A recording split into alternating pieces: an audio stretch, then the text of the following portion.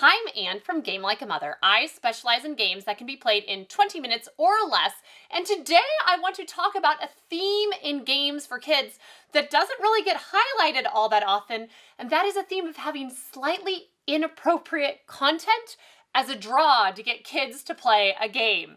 I talk about this because recently we played MicroMacro Crime City, and my oldest son and I were playing it at the kitchen island, and saying things like, oh goodness, there's another dead body. Oh, is that person being mugged in an alley?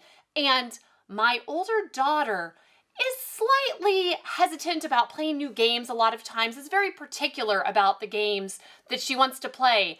And we could not keep her away. She was so interested in what was happening because it's not often that you hear things tossed about like, I think they're pouring poison into her drink and that's why she died.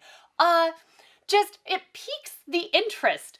And I will say on that note, MicroMacro Crime City, it's basically like a Where's Waldo type setup, but with crime scenarios that you're trying to solve together. It is so easy. It is so fun. Some of the content is a little bit more mature, so check it out before you play it with younger kids. We ended up playing it with my daughter. She's 9 and my son is 11, and we played it through with both of them. And there were a few surprises for me because I did not vet any of the content beforehand. But it was okay for them. It's all cartoon. Nothing's overly graphic or gruesome. And it was just so fun. It also works well for adults as long as you have good eyesight, because it is can be very tiny to find all of the little people and see what they're doing. And if you want to check it out for free, they have an online Easter themed case that you can just Google MicroMacro Easter case, and it's free, it's easy to check out, and it is a lot of fun. Another game in this kind of genre is My Weird School, the game. It's based on, there's a series of pretty popular books that are slightly cheeky books. And they all have names like Miss Bernard is a wild card, Mr. Klutz is nuts, and they're all these different teachers, and they're very funny, cute little books. And this is a word game. And you're just trying to get the most points by putting together a sentence, and different words are worth different points. And the game is slightly cheeky, and really, you have different parts of a sentence. So you are supposed to get a rhyming phrase together. So if you said, Mr. Docker is off his rocker and dances like a bearded squirrel, then you would have completed that round, and that's a winning hand, and you get to add up your score. You have a teacher, a rhyme, an action, an adjective, and a noun. One of the adjectives they included is the word naked, which is very funny for kids, but also, depending on the words that you get, can definitely stray into inappropriate territory. And you can choose to take it out, but I found by leaving it in, there's a tension when you play the game with kids. Oh gosh, is it going to become inappropriate? And they're deeply committed to finding out if it's going to happen or not, and it's very exciting to play. They are into that game.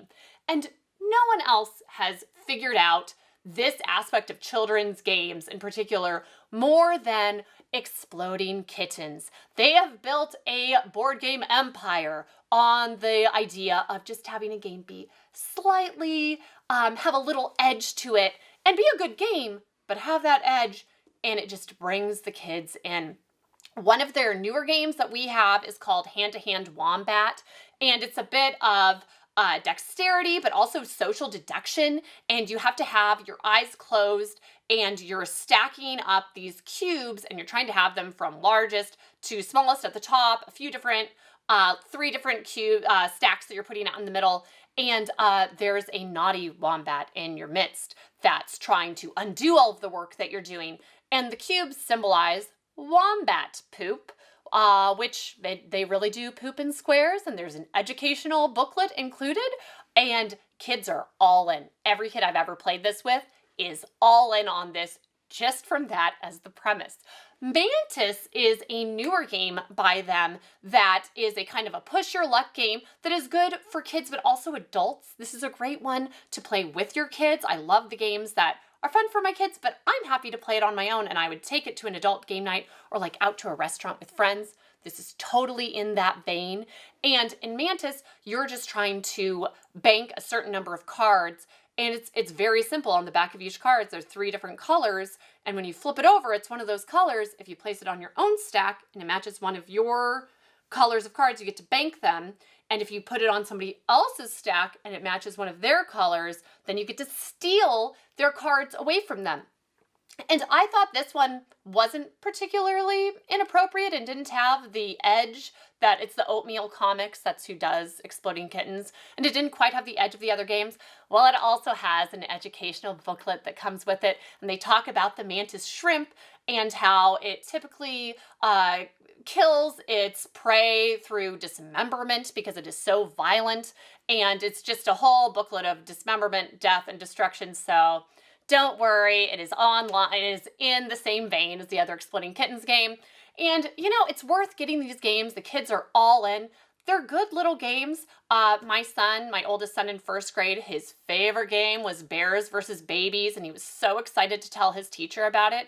And I remember the feeling of losing some dignity as I had to tell her that we weren't actually rooting for the babies in that one. You're rooting for the bears, but it's worth it for the sake of the board games and getting them excited and playing some really fun, good games. And that's what Exploding Kittens does best. So that's it for me today. You can check out my YouTube channel or my website if you want more content like this. Thank you so much for having me on the show, and back to the folks in the studio.